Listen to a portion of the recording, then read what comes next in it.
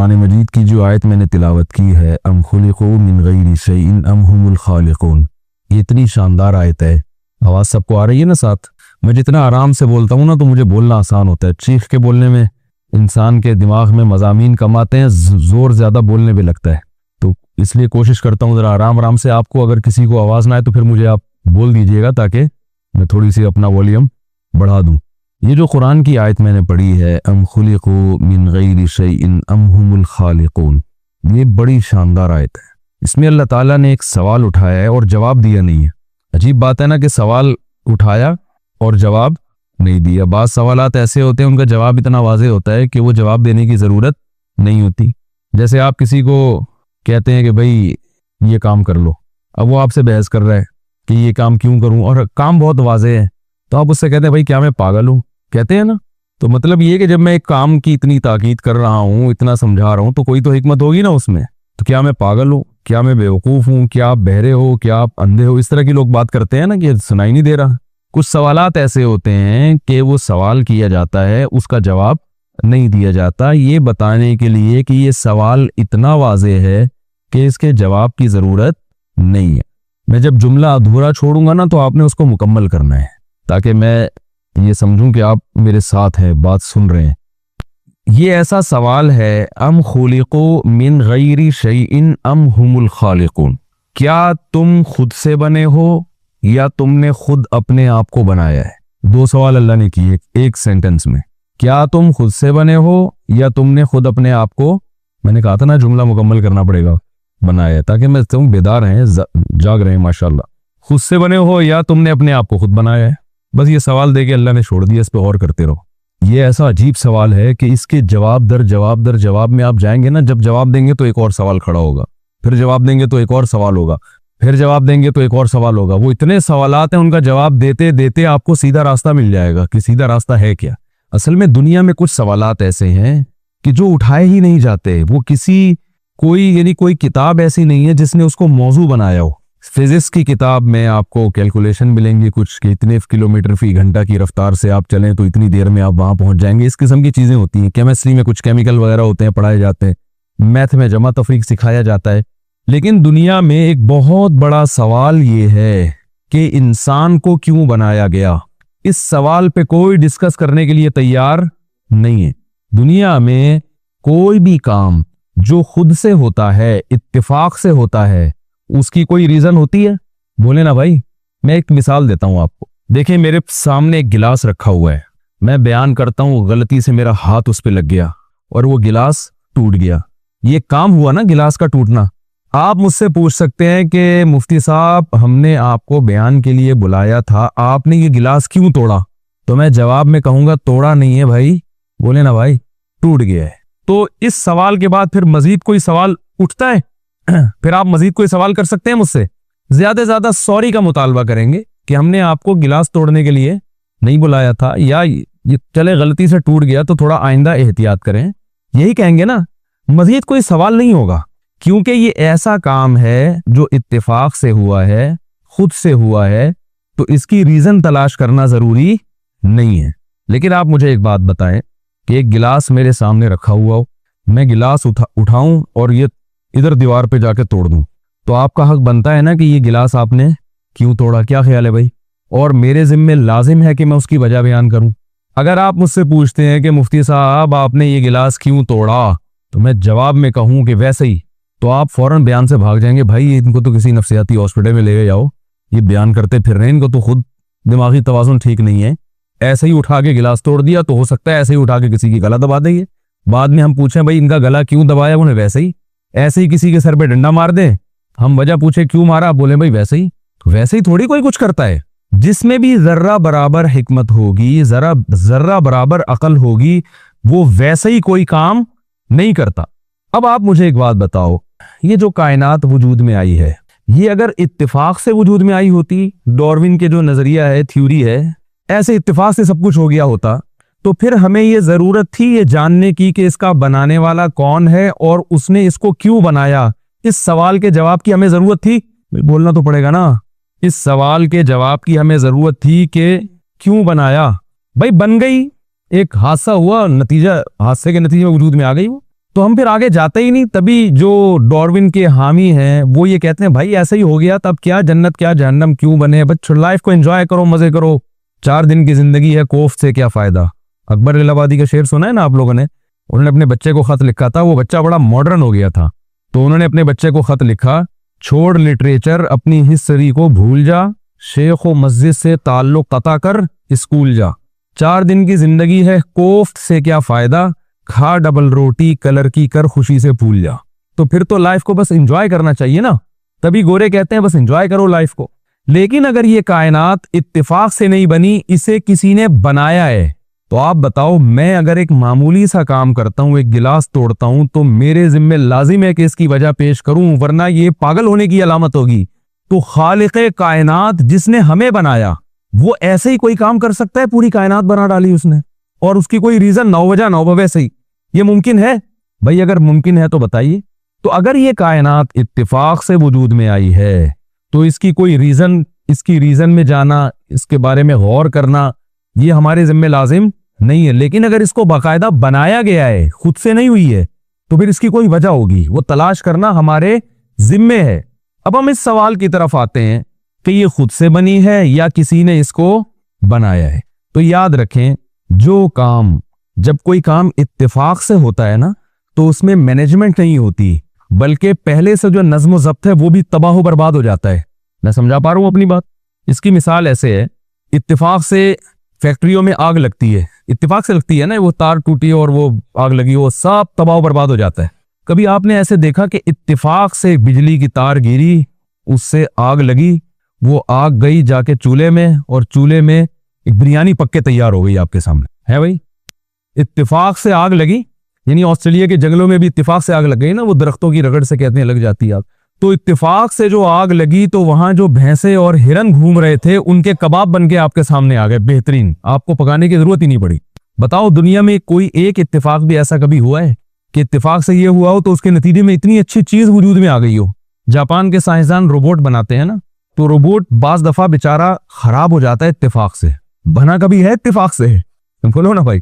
तो ये डार्विन ने ऐसा कोई नजरिया क्यों नहीं पेश किया कि ये जो बेजान रोबोट है, ना जो हंसता है, ना देखता है, ना सुनता है, ना कोई चीज खुद से पकड़ सकता है, ना उसमें सलाहियत है, ना जिंदगी है, वो करोड़ों अरबों साल कोई लोहा पिघला था और तरक्की करते करते करते पूरा एक रोबोट की शक्ल में वजूद में आ गया। अगर डार्विन कोई ऐसा नजरिया पेश करता तो लोग मान लेते? मेरा ख्याल है आप लोग मान लेते। तो फिर बोले ना नहीं मानते। भाई बेजान चीज वजूद में नहीं आ सकती, जानदार कहां से आ सकती है वजूद में? जान, हयात को तो अब तक डिफाइन नहीं किया जा सका है कि ये हयात होती क्या चीज है, जिंदगी नाम किस चीज का है। तो इत्तेफाक से जो चीजें वजूद में आती हैं, उनमें मैनेजमेंट नहीं होती, इंतजाम नहीं होता, संवरी भी नहीं होती, बल्कि संवरी भी जो चीजें संवर चुकी हैं, इत्तेफाकी हादसात के नतीजे में वो चीजें तबाह हो जाती हैं। इसकी एक और बेहतरीन मिसाल है, आप किसी फैक्ट्री में गए, वहां आपने देखा जो फैक्ट्री के जो मालिक है वो अपना एयर कंडीशन ऑफिस में बैठा हुआ है, मैनेजर साहब दूसरे ऑफिस में बैठे हुए हैं, कुर्सी टेबल रख के सामने और टेलीविजन देख रहे हैं, और कुछ मजदूर वहां काम में लगे हुए हैं, कुछ माल उठा के ट्रक पे लोड कर रहे हैं, मशीनें अपनी जगह हरकत कर रही हैं। आपने जाके किसी बहुत बड़े साइंसदान को बुलाया और आपने उस साइंसदान से पूछा, यार ये फैक्ट्री आप बता सकते हो कि ये कैसे वजूद में आई? वो जवाब में कहे कि यार एक धमाका हुआ था, उस धमाके के नतीजे में चूना और सीमेंट टाइप में जो चीजें सीमेंट में डलती है ना, रेत बजरी उड़ के वो जनाब ऐसे होते होते होते होते वो एक जगह इकट्ठे हो गए। भाई ये तो नहीं हो सकता यार। भाई करोड़ों साल में ऐसा हुआ है, करोड़ों साल में तो हो सकता है ना आपके, हाँ शायद करोड़ों साल में हो गया हो ऐसा। फिर बारिशें हुई तो उससे गारा बन गया, फिर कई जगहों पे गारा बना, तो एक जगह ऐसा हुआ कि करोड़ों साल हवाएं चलती रहीं, तो वो गारे से एक खास तरीके से तनासुब से चलते चलते उस गारे से ईंटें वजूद में आ गई। अच्छा भाई फिर क्या हुआ? भाई फिर एक दिन क्या हुआ, करोड़ों अरबों साल तक वो ईंटें ऐसे ही पड़ी रहीं, तो इत्तेफाक से जमीन में ऐसा मालूम होता है कि एक तूफान आया होगा, जिस तूफान से वो ईंटें आपस में तरतीब से आके जुड़ गई और फैक्ट्री की एक दीवार वजूद में आ गई। फिर करोड़ों अरबों, क्योंकि साइंसदानों के पास टाइम की कमी, कोई गिन थोड़ी रहा है वहां बैठ के। वो जब कहते हैं ना इंसान इत्तेफाक से वजूद में, कैसे आ गया? वो करोड़ों अरबों साल तक एक जरसूमा था, वो अरबों साल तक फिर वो मछली बना, फिर अरबों साल पहले पौधा बना, फिर वो अरबों साल के बाद वो एक मछली बन गया, फिर वो अरबों साल के बाद ये बन गया, फिर अरबों साल पहले बंदर बन गया, फिर अरबों साल के बाद इंसान बन गया, और अरबों साल के बाद अब इंसान के बाद भी कुछ बन जाएगा। जब आप कहते हैं ना भाई 10,000 साल से तो हम देख रहे हैं ये इंसान वैसे का वैसा ही है जैसा 10,000 साल पहले था, तो कहते हैं भाई अरबों साल लगते हैं। तो मैं यही पूछ रहा हूं कि अरबों साल में एक दीवार क्यों नहीं खड़ी हो गई बड़ी तरतीब के साथ, फिर 4 दीवारी, फिर आप कहते हैं इसमें मशीन कैसे आई, वो कहते हैं कि भाई लावा पिघला था, उससे जो लोहा पिघल के बाहर आया, उस लोहे से सरिया बना, उस सरिये से छत डली, यानी वो फर्जी कहानियां गढ़ते गढ़ते गढ़ते गढ़ते बनते बनते बिल आखिर एक दिन धमाका हुआ। तो एक साहब जा रहे थे, वो धड़ाम से उठ के अपनी कुर्सी पे आगे बैठ गए, जो जिनको फैक्ट्री का ओनर बना दिया गया, मालिक करार दे दिया गया।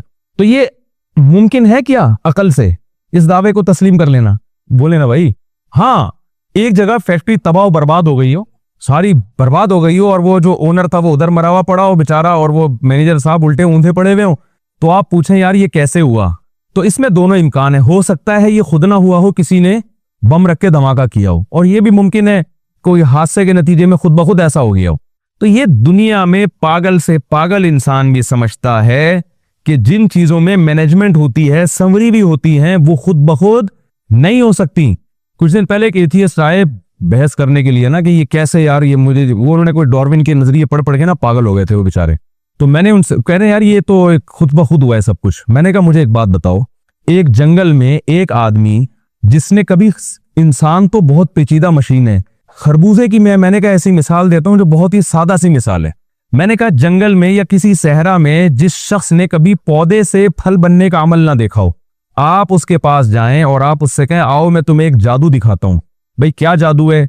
भाई ये खरबूजे का बीज है ना, अभी देखो इसमें जादू क्या होता है। जादू ये है कि जी खरबूजे के बीज को जमीन के अंदर डाल दिया, पानी डालते रहे, तो अब वो पूछ रहा है भाई अब क्या होगा, कहना देखना अब क्या होगा। देखें जमीन का काम है चीजों को खा के खत्म कर देना। जमीन में इंसान को डालेंगे वो भी खत्म, जमीन में लोहे को डालेंगे वो भी खत्म, सोने को डालेंगे वो भी खत्म। आपने कहा कि मैं जमीन में इस बीज को डालूंगा लेकिन खत्म नहीं होगा, देखना अमल क्या होगा, उल्टा अमल शुरू हो जाएगा। तो जमीन में डाला बीज, वो पूछ रहा है भाई अब क्या होगा, देखना अब क्या होगा। उससे एक छोटा सा नन्हा सा पौधा निकला, तो हैरान होगा ना वो सामने वाला जिसने कभी पौधे बनने का अमल ना देखा हो। आप कहें अभी जादू खत्म नहीं हुआ, अभी देखो ये क्या होता क्या है, मैं कुछ ऐसा मंत्र पढ़ूंगा अभी देखना होता क्या है। तो वो बेल जो है ना वो बढ़ना शुरू हो गई, और बढ़ने में अजीब बात यह है कि उसके पास ना दिमाग है सोचने के लिए, लेकिन इतनी अकल उसको दी गई है कि उसको पता है कि ऊपर की तरफ जाना है ना, तो उसमें वो कोंपलें निकलना शुरू हुई, और जहां उनको जगह मिलती है ना, जैसे कोई आदमी रस्सी के जरिए नहीं कमांडो ऊपर चढ़ रहे होते, ऐसे वो बेल लिपट लिपट कर मुख्तलिफ जगहों से ऊपर की तरफ जा रही है ताकि उसको रोशनी मिले अच्छी तरीके से। तो ये जो सहरा में रहने वाला आदमी इस जादू से हैरान होगा कि नहीं होगा? वो हैरान हो रहा है यार इसके पास अकल नहीं है, लेकिन ये जहां जगह मिलती है वहां ऐसे बेल लिपटती है ना, तो ये ऊपर की तरफ जा रही है। आप कहते हैं अभी जादू खत्म नहीं हुआ, अभी देखना और क्या होगा। कुछ दिनों के बाद उसमें खूबसूरत फूल निकलना शुरू हो गए, तो और हैरान हो रहा है यार ये क्या मजाक है भाई, फूल निकल रहे हैं। कहते हैं भाई अभी देखो मंत्र, ठीक है। वो होता क्या है, उस फूल से क्या हो रहा है कि वो फूल तितलियों को, परिंदों को अपनी तरफ माइल कर रहा है। माइल करने से क्या होता है कि नर और मादा जो जर्रे हैं उनका मिलाप हो जाता है, वो तितलियों के टांगों से चिपक जाते हैं ना वो जर्रे। जब वो मिलाप होता है, तितलियों के फरिश्तों को भी खबर नहीं होती कि हमारे जरिए से क्या काम लिया जा रहा है, वो तो फूल की के हुस्न जमाल और उसकी खूबसूरती को देखकर आती हैं उसकी तरफ। लेकिन ऐसा सिस्टम जंगल में, ऐसे सॉफ्टवेयर इंस्टॉल कर दिए गए हैं कि सारे काम ऑटोमेटिकली हो रहे हैं। तितलियां अपना काम कर रही हैं, मक्खियां अपना काम कर रही हैं, लेकिन कुदरत इनसे कोई और काम ले रही है जो इंसान को भी नहीं पता कि हो क्या रहा है। फिर जनाब उसमें नीचे आहिस्ता आहिस्ता क्या फल पैदा होना शुरू हो गया। वो सहराई आदमी कह रहा है ये क्या हो रहा है, कह रहा है अभी तो जादू शुरू हुआ है, अभी तो देखो होता क्या है। फल होते होते होते होते होते होते बड़ा होकर दोबारा वो क्या बन गया, एक खरबूजा। तो हैरान होगा ना वो कि भाई वो बीज से हमने क्या बना दिया, खरबूजा। आप कहते हैं अभी सब्र करो, असल जादू तो अब शुरू हुआ है। जब खरबूजे को काटा तो जो बीज बोया था उस जैसे सैकड़ों बीज उसके अंदर दोबारा। ये जो साइकिल है, सर्कल है, क्या इत्तेफाक से वजूद में आ सकता है? ये दुनिया में इससे बड़ा कोई पागल खुदा की कसम पैदा नहीं हुआ जो कहे कि चीजें घूम के दोबारा अपनी असल हालत में इससे अच्छे अंदाज में आ जाएं।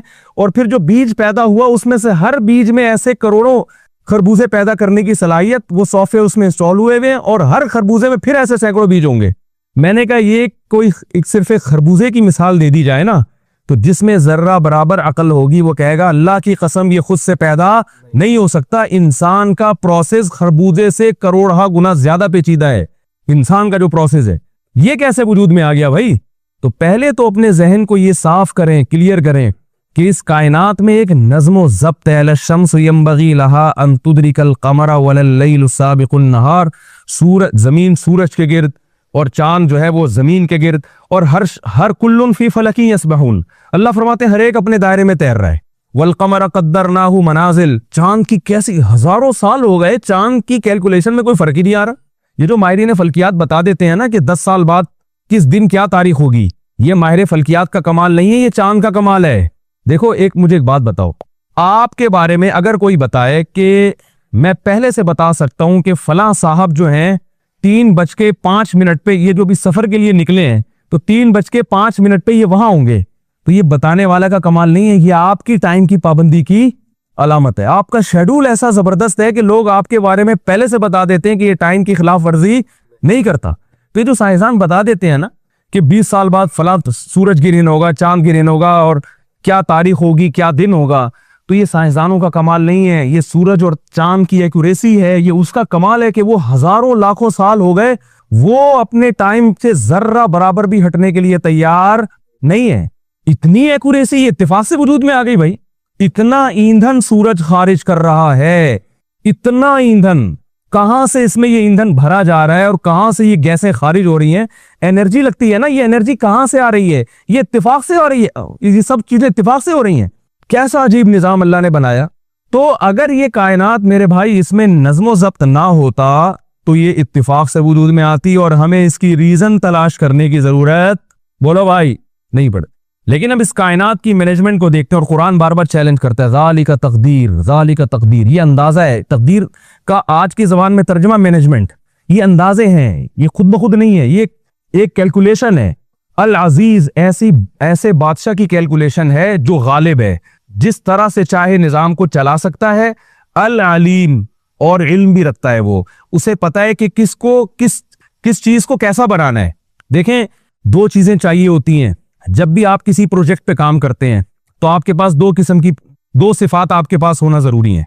पहली सिफत, आप काम लेना, आपके पास पावर हो, ताकत हो ना कि मजदूरों से काम ले सकते हो।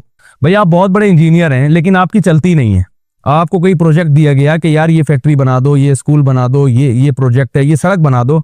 आप मजदूरों से कह रहे हैं यार ये काम कर दो, कह रहे हैं सर मेरे पेट में दर्द है, आज मैं छुट्टी पे जाऊंगा, आज मैं नहीं करूंगा, वो कोई बात सुन नहीं रहा। तो आप कितने बड़े इंजीनियर हो, आप काम करवा सकते हैं? या हुकूमत ने आपको इख्तियारात ही बहुत महदूद दिए हो, आप काम नहीं करवा सकते? तो काम तभी जितने जो इंजीनियर हैं ये या ठेकेदार हैं ये हुकूमतों से राब्ता करते हैं, इलाके के नाजिम को कुछ खिलाएंगे कुछ, ताकि इख्तियारात बढ़े हमारे, हम काम कर सकें। दूसरी चीज है, जो काम आप कर रहे हो उस काम में भी आपको महारत होनी चाहिए। यही वजह है कि महल्ले का दादा कितना ही बड़ा क्यों ना हो, आप उसे प्रोजेक्ट नहीं देते, चाहे वो कितना बड़ा दहशतगर्द हो। भाई पावर तो है तेरे पास लेकिन तुझे इस काम की सलाहियत नहीं है।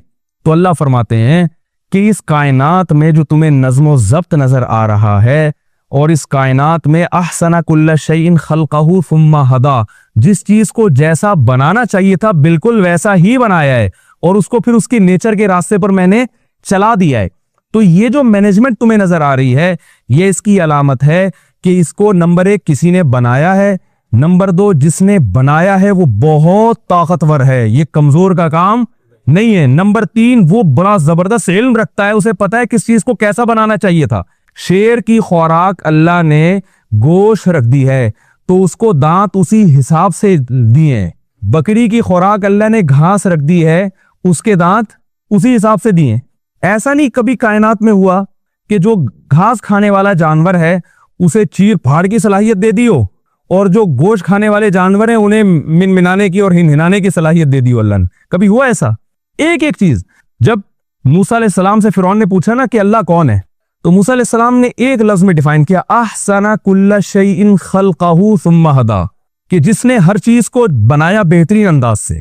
देखें, किसी कंपनी की कोई प्रोडक्ट होती है तो कंपनी के माहिर होने की अलामत यह है कि इसने इस प्रोडक्ट को बेहतरीन अंदाज से बनाया कि नहीं बनाया। वही गाड़ी आप जापान की ले लो, बिल्कुल वही मॉडल पाकिस्तान से ले लो, तो फर्क होगा ना दोनों में। एक्यूरेसी किसमें ज्यादा होगी? जापानी, जो जापान से मेड इन जापान है तो ज्यादा अच्छा बनाते हैं। तो अल्लाह फरमाते हैं कि मैंने जिस चीज को जैसा बनाया उससे ज्यादा उस चीज को अच्छा बनाना मुमकिन था ही नहीं, नामुमकिन है। शेर में अल्लाह ने धाड़ रखी है, क्यों? गोश्त है ना उसकी खुराक, तो उसके लिए रोब भी चाहिए, क्योंकि गोश्त खाने के लिए उसको शिकार करना पड़ेगा, दहशतगर्दी कुछ ना कुछ उसको मिटानी पड़ेगी जंगल में। अगर अल्लाह उसको बकरी की तरह मिनमिनाने की सलाहियत दे देते तो आप क्या समझते हैं कि खुद लोमड़ियां उसके कदमों में आके गिरती हैं, हिरन उसके कदमों में आके गिरते, भाई आप हमें खा लें? क्या ऐसा मुमकिन है? बकरी को इसकी जरूरत नहीं थी धारने की, दुम्बे को जरूरत नहीं थी, उसकी खुराक घास है। तो जिस चीज को आप देखते हैं ना, एक एक चीज को बिल्कुल उसी हिसाब से बनाया, हत्ता के परिंदों की चोंच और उसका डिजाइन, वो भी हर परिंदे का अलग है, एक जैसी चोंच नहीं है। जिस परिंदे को समंदर के गहराई में जाके शिकार करना है उसको लंबी चोंच दी है। जिस परिंदे को की खुराक ऐसी है कि उसको फलों को खाना है ना चीर के, तो उसको थोड़ा सा कर्व चोंच बना दी उसकी, ताकि उसको खोदने में कुरेदने में आसानी हो। हर चीज को, इस पे तो जितनी रिसर्च हो कम है, जिस चीज को जैसा बनाना चाहिए था बिल्कुल वैसा बनाया, और फिर सुम्मा हदा, उसको उसकी नेचर के रास्ते पर चला दिया। अब आप देखें, बकरी का बच्चा पैदा होता है, पैदा होते ही थनों की तरफ लपकता है वो, क्योंकि अब उसकी जरूरत क्या है? दूध पीना।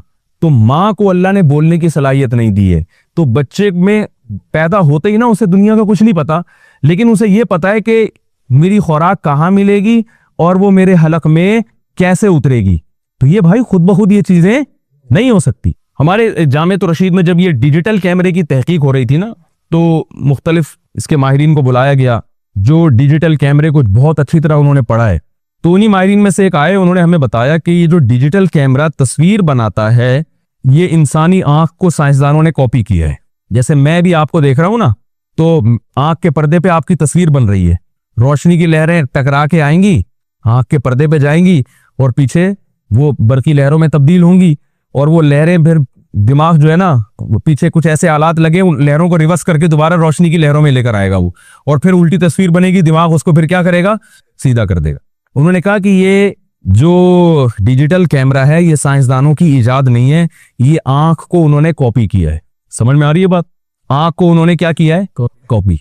कि आंख कैसे बनाती है? तो बिल्कुल वही चीज उन्होंने यानी वो शीशों को उसी लिहाज से एडजस्ट किया, और उसी तरह वो लहरें रोशनी की टकरा के जाती हैं और फिर वो रेडियाई लहरों में तब्दील होती हैं, फिर वो पीछे जाके रिवर्स, पूरा कह रहे हैं 100% आंख की कॉपी है ये।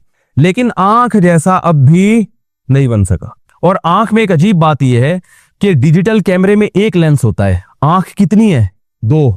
इसको एडजस्ट करना और ज्यादा मुश्किल काम है, क्योंकि जरा सा इन दो पुतलियों का फासला मिलीमीटर में भी कम हो गया ना, या बढ़ गया, तो आपको 1 के 2 नजर आना शुरू हो जाएंगे। तो उसको मां के पेट में, मां रोटी खा रही है भाई, गोश्त खा रही है, अंडे खा रही है, दूध पी रही है, उससे बच्चे की आंखें बन रही हैं, और ऐसे बेहतरीन तरीके से खोपड़ी में उनको फिट किया जा रहा है, एडजस्ट किया जा रहा है कि उन दो पुतलियों का फासला ऐसे तनासुब के साथ रखा जा रहा है कि जितना फासला होना चाहिए उसमें मिलीमीटर का 1000वां हिस्सा भी फर्क नहीं आ रहा, और उनको ऐसा फिट कर दिया है कि सारी जिंदगी वो फासला तब्दील नहीं होता। ऐसा उसको एल्फी से जोड़ दिया, समत बॉन्ड से जोड़ दिया, ये स्क्रू टाइट कर दिए कि ये हिले नहीं है, क्योंकि ये जरा सा हिला तो इसको फिर पूरी दुनिया हिलती हुई नजर आएगी। फिर तो मैं लतीफा सुनाता हूँ, एक डॉक्टर के पास एक साहब गए और कहने लगे, डॉक्टर साहब मुझे 1 के 2 नजर आते हैं, मैं क्या करूं? डॉक्टर साहब ने कहा, आप चारों को ये बीमारी है? उनको कितने नजर आ रहे थे? 1 के 4 नजर आ रहे, तो उनका थोड़ा सा ज्यादा फासला हो गया होगा। तो आप मुझे बताओ कि 2 ईंटों को तरतीब से लगाना ये इतना मुश्किल नहीं है जितना दोनों आंखें दिमाग में तरतीब से फिट करना। तो 2 ईंटें कभी इत्तेफाक से नहीं लगी होंगी, ये 2 आंखें कैसे फिट हो गई? बात बताओ कि कॉपी आसान होती है या ओरिजिनल?